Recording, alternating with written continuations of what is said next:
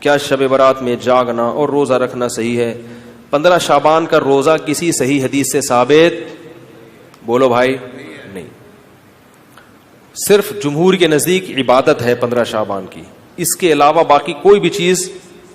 میرا اس پر بہت ڈیٹیل میں بیان ہے، یوٹیوب پہ سرچ کریں وہ بیان آ جائے گا. میسج ٹی وی والوں نے ایک انٹرویو لیا تھا اس پہ، اس میں نے دلائل سے ثابت کیا ہے.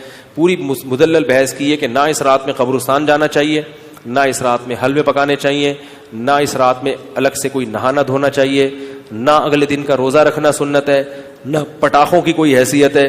سمجھ رہے ہو؟ اب مجھے پتا ہے جو گالیاں آنے والی ہیں یوٹیوب پہ، چلو کوئی بات نہیں، اس کو بھی انجوائے کرتے ہیں.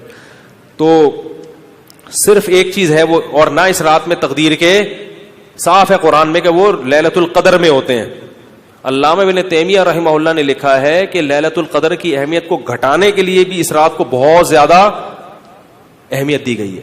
تو جتنی جس چیز کی اہمیت ہو اس کو اتنا ہی رکھنا چاہیے. تو صرف عبادت ہے، تو عبادت کی جمہور کے نزدیک کیا ہے وہ بھی اتفاقی نہیں ہے، یاد رکھو. جمہور کا مذہب بہرحال یہی ہے کہ اس رات کو عبادت کرنی چاہیے، اس کی فضیلت دوسری راتوں کی نسبت زیادہ ہے. ایک یہ بھائی نے کویسچن کیا کہ یہ 15ویں شب جو مسلمان جاگتے ہیں شعبان کی، اس کی شرعی حیثیت کیا ہے؟ دیکھیں دوسرے دلائل سے قطع نظر میں آسان سی بات آپ کو سمجھاتا ہوں. مسند امام احمد بن حنبل کی روایت ہے کہ وما رآہ المؤمنون حسنا فہو عند اللہ حسن، جسے مسلمان اچھا سمجھیں وہ اللہ تبارک و تعالیٰ کے نزدیک بھی اچھا ہے. اور مسلمان سے مراد سب یہاں پر شامل ہیں، یعنی اس میں مفتیان کرام بھی ہوں، علماء ہوں، مشائخ ہوں اور عوام ہوں، صرف عوام کا نہیں ہے اعتبار. تو اس کا مطلب دیکھیں اب یہ 15ویں شب بے شمار علماء اس میں شامل ہوتے ہیں، مفتیان کرام ہیں. اس کی باقاعدہ امت کو اجازت دی گئی ہے.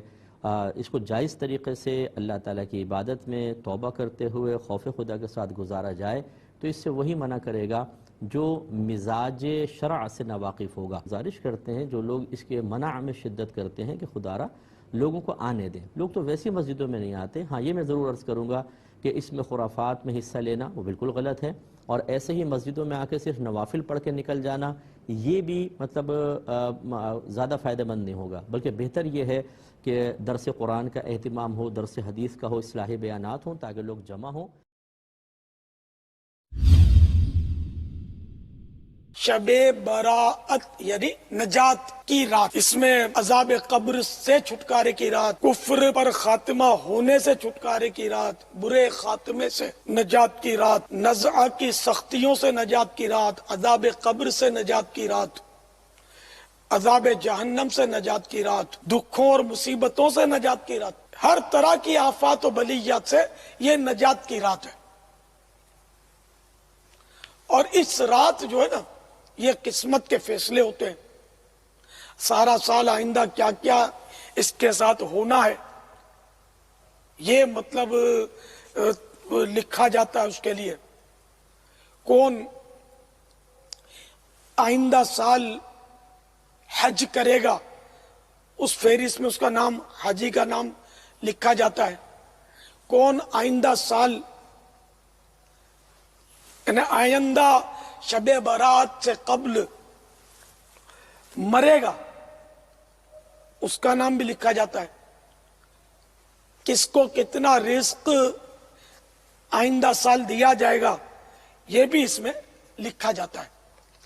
تو بہرحال یہ کہ بڑی نازک رات ہے، اہم رات ہے،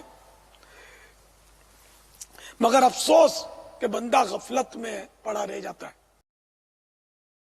15 شعبان کی رات میں ہمارے ملکوں میں جو ہمارے عجمی ملک ہیں اس میں وہ کچھ ہو رہا ہے جو نہ میرے نبی نے کیا، نہ صحابہ نے کیا، نہ تابعین نے کیا.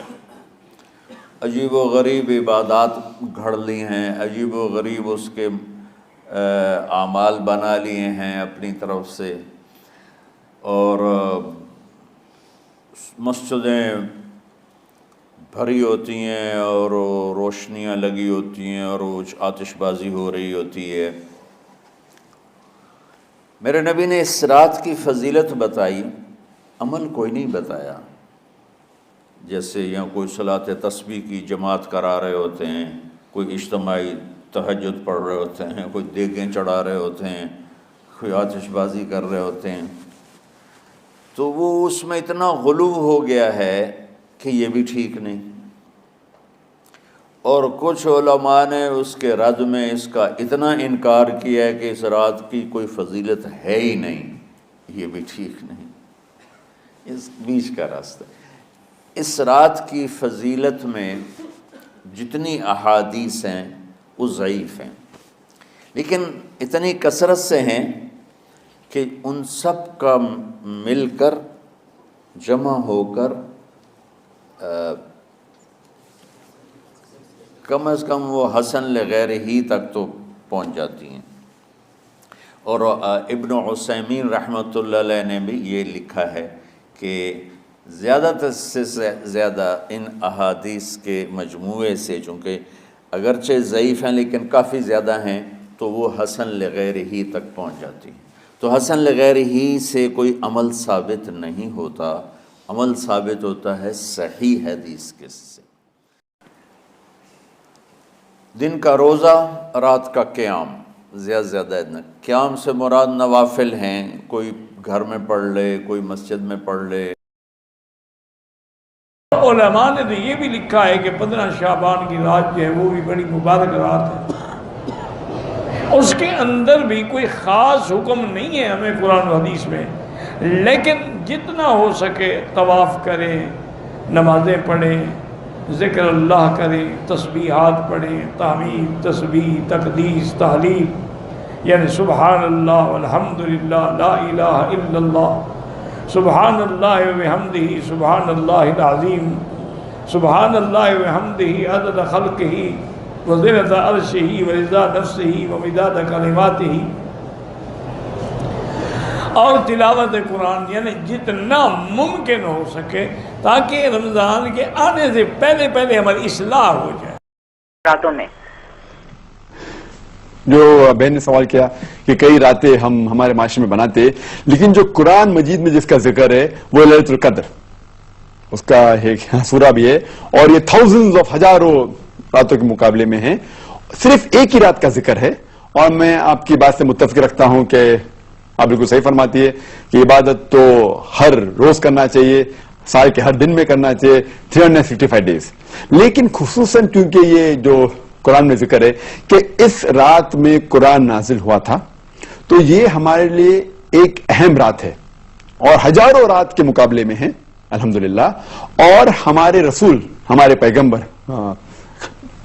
محمد صلی اللہ علیہ وسلم فرماتے کہ یہ آخری عشرے میں آتی ہے، اور کیونکہ ہمیں پتہ نہیں کہ رمضان کبھی ایک دن لیٹ شروع ہوتا ہے، ایک دن پہلے شروع ہوتا ہے، تو اسی لیے ہم سب 10 رات اگر عبادت کریں گے سب سے بہتر ہے، یا خصوصاً جو آلٹرنیٹ نائٹس ہے 21ویں، 23، 25ویں، 27، 29، تو ہمیں موقع ملتا ہے اور عبادت کرنے کا۔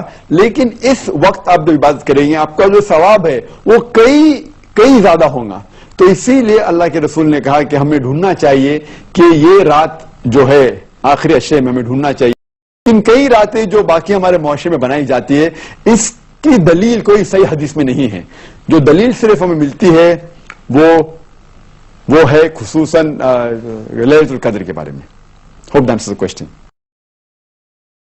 15 شعبان کی رات، جسے عرف عام میں شب برات کہا جاتا ہے، چھٹکارے کی رات، حالانکہ یہ چھٹکارے کی رات دراصل حقیقت میں جو قرآن کی روح سے چھٹکارے کی رات ہے اور تقدیر کے فیصلوں کی رات ہے، وہ رمضان کے آخری عشرے کی تاک راتوں میں سے ایک رات ہے۔ میں انشاءاللہ اس پہ احادیث بھی بیان کر دوں گا۔ بہرحال یہ 5 احادیث پبلک میں مشہور ہیں، 5 کی 5 ضعیف ہیں۔ سن لیجئے، پہلی حدیث جامعہ ترمذی اور سنن ابن ماجہ سے ہے، مشکات میں ہے 1299۔ دوسری حدیث شعب الایمان، امام بیہقی کی کتاب میں ہے 1305۔ تیسری حدیث سنن ابن ماجہ سے ہے 1306، مشکات کے اندر اس کا نمبر ہے۔ چوتھی حدیث مسند احمد سے ہے، مشکات میں ہے 1307۔ پانچویں حدیث سنن ابن ماجہ سے ہے، مشکات میں 1308۔ بھی عرض کر دوں کہ یہ اہل تشیع کے ہاں بھی شعبانیہ منایا جاتا ہے، 15 شعبان کی رات کو۔ وہ شب برات نہیں منا رہے ہوتے ہیں، وہ امام محمد بن حسن عسکری کا یوم ولادت مناتے ہیں۔ ان کے ہاں بھی یہ کانسیپٹ نہیں ہے شب برات والا، لیکن وہ ہمارے بریلوی بھائی خوش ہو رہے ہوتے ہیں کہ انہوں نے بھی لائٹنگ کی ہوئی ہے، ہم نے بھی کی ہے تے سنی شیعہ دا اجماع بنا لیندے نے دیچو. اجماع کوئی نہیں ہے، وہ اپنے چکر وچ ہوندے، تسی اپنے چکر وچ ہوندے ہو. ٹھیک ہے، تے اسی اپنے چکر وچ اسی اپنی آخرت دی فکر وچ. تو وہ امام محمد بن حسن عسکری کا یوم ولادت.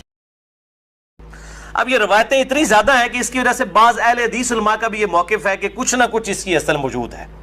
اکثر تو نہیں مانتے لیکن کچھ اہل حدیث علماء بھی مانتے ہیں، اور دیوبند بریلوی تو ویسے ہی مانتے ہیں.